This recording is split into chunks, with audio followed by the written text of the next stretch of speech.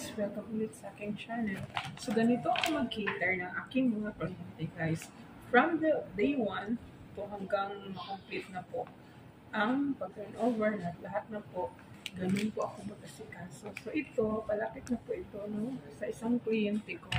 So, ito po yung papers na kailangan kong i-check muna po. No? Bago po. So, naka-sealed talaga yan guys. Naka-sealed. Ayan. So, tabunan natin yan, no? So, naka-sealed talaga yan. So, ganito talaga tayo dapat mag-cater sa ating mga kliyente. So, i-check ko siya kung complete ba ang lahat. Kasi, check ko po to at para po ma-deliver doon sa main office. Kasi po, property po ito guys. So, hindi po siya basta-basta. Kailangan po siya ng checking kung kumpleto ba. So, ayan. Kumpleto naman. Kailangan yung mga perma.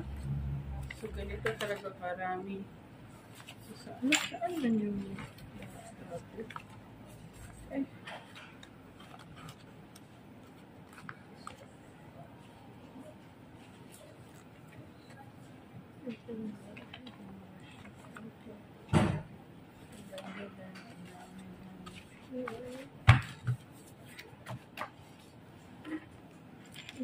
ay. Ay, nasaan na yung ano? Yung dati. Wala naman. Ay, hindi nasaan yung luma. Hindi naman masali yun. So, ayun guys, no? Dito talaga, so dapat i-check natin na hindi kompleto. So, kailangan. Okay, thank you for watching guys. No? So, ganito talaga tayo taking care properly.